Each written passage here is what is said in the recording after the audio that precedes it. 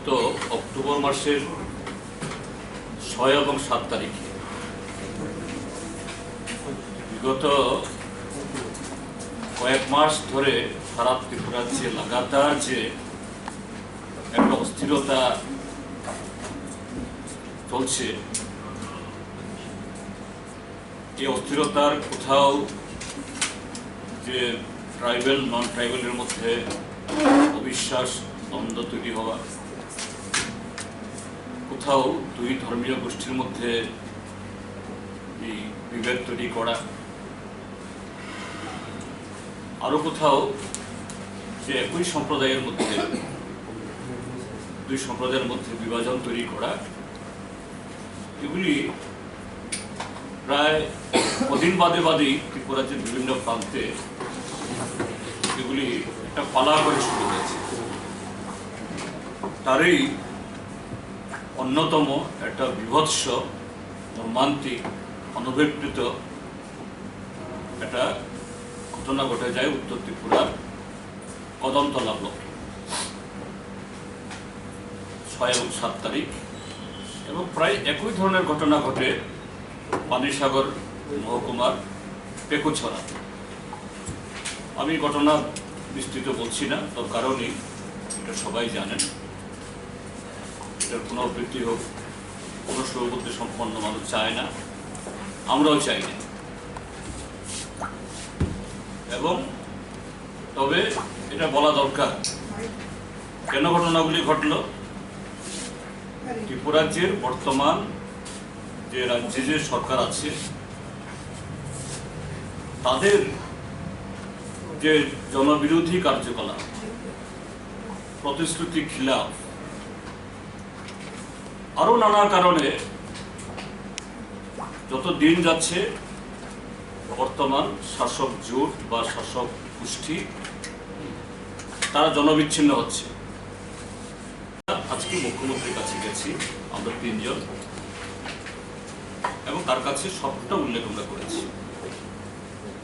মুখ্যমন্ত্রীর সাথে খুব সৌহার্দ্যপূর্ণভাবে আমাদের আলোচনা হয়েছে। সেই ঘটনা যেদিন হয় সেদিনও বার কয়েক মুখ্যমন্ত্রীর সাথে পরবর্তী সময় তো আমাদের হয়েছিল। আমাদের বিধায়ক সাহেব সেখানকার তিনিও বলেছেন, পার্টির নেতৃত্ব বলেছেন। আজকেও আবার আমাদের আলোচনা হবে। মুখ্যমন্ত্রী সাহেব আমাদেরকে জিজ্ঞেস করলেন যে এই ঘটনার পেছনে কি কারণ মনে হয়। আমরা বলেছি যে হ্যাঁ, ঘটনাটা সূত্রপাত একটা চাঁদা তোলা নিয়ে। এরকম চাঁদা তোলা তো একটু অন্য সময়তে হয়, কম বেশি টকঝক হয়। এটাকে কেন্দ্র করে এরকম হয়ে গেল কেন? আমরা বলেছি যদি বৃষ্টির সময় বর্ষাকালে ঘরের কাদাতে যদি আপনি পেট্রোল দিলে আগুনও দেন, সঙ্গে সঙ্গে জ্বলবে না। হ্যাঁ, জ্বলবে, কিন্তু শুষ্ক বাতাবরণে শুখা মরশুমে যদি একটা স্ফুলিঙ্গ যদি হয়, খড়ের কাদা দাও দাও করে এটা গোটা এলাকা জ্বালিয়ে দেয়। আজকে ত্রিপুরাজ্যের মধ্যে বিভিন্ন কারণে শুখা মরশুমে খড়ের গাদা যেরকম শুকিয়ে একেবারে মানে কি বলে কাঠ হয়ে আছে, সেই সময় এরকম স্ফুলিঙ্গ যেখান থেকে আসুক, যেভাবে তৈরি হোক, তা দাবানল তৈরি করে। ত্রিপুরাজ্যে সাম্প্রদায়িক শক্তি এবং দুর্ভাগ্যের শাসক দলের বদান্যতায়, এবং আমরা বলেছি একজন মন্ত্রীর নাম আমি এখানে বলছি না, না বললেও সবাই বুঝবেন যারা দর্শকরাও শুনছেন।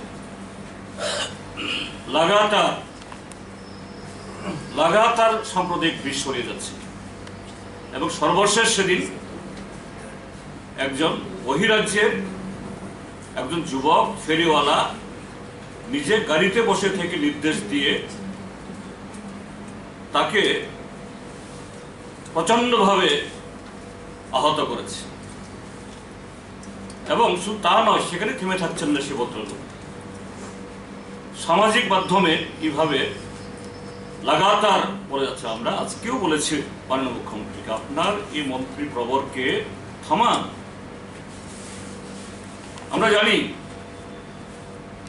এই জাতীয় যদি কোথাও কেউ সাম্প্রদায়িক উস্কানি দেয় তার বিরুদ্ধে আমাদের ভারতীয় আইনেই এটা অফেন্স, তার বিরুদ্ধে দণ্ডমূলক এই কি বলে অপরাধের যে কগনিজেন্স হয়, কিন্তু হবে না। আমরা চাই ঠিক আছে আপনি বিরত করুন, এটা হ্যাবিচুয়াল অফেন্ডার্সের মতো এরকম মন্ত্রী এবং কিছু লোক শাসক দলের একই কারণে, রাজনৈতিক কারণে ঘটনাগুলি করছে। এটাই হলো এই কন্ডাতুইশা, কদমতলা, কৈত্রাবাড়ি, ওইখানে এই উদয়পুরের যে কদিন আগে সেখানকার একটা এরকম সংখ্যালঘুর বাড়ি উচ্ছেদ করেছে, সেখানেও এক বিধায়কের নেতৃত্বে, এবং পেকুছড়া। আমরা চাই এটা থামুক। দ্বিতীয় আরেকটা বিষয়ে সেদিন আজকেও যেহেতু সৌহার্দ্যপূর্ণ আলোচনা, খুব ভালো লেগেছে আমাদের কাছে। মুখ্যমন্ত্রীর দৃষ্টিভঙ্গিকে আমরা ধন্যবাদ জানাবো। তিনি আমাদের বিধায়ক সাহেবকে জিজ্ঞেস করছেন,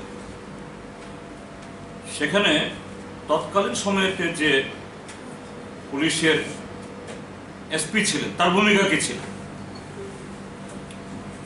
আমাদের বিধায়ক মহোদয় বলেছেন তার জন্যই তো হয়েছে ঘটনা। কারণ এরকম চাঁদা বা অন্য যে কোনো কারণে একটু উত্তেজনা হতেই পারে। তাৎক্ষণিকভাবে যদি পুলিশ সেই ভূমিকা গ্রহণ করে, কন্ডাতুইশাও হয় না, কৈত্রাবাড়িও হয় না, কদমতলা হয় না, শত শত পরিবার কিভাবে সর্বশান্ত হয় না।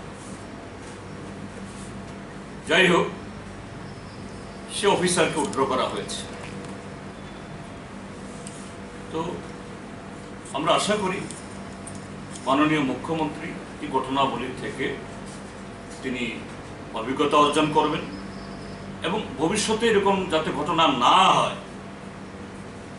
তিনি প্রকাশ্যে বলেন, পুলিশকে তো আমরা আমাদের এই কি ফ্রি হ্যান্ড দেওয়া আছে।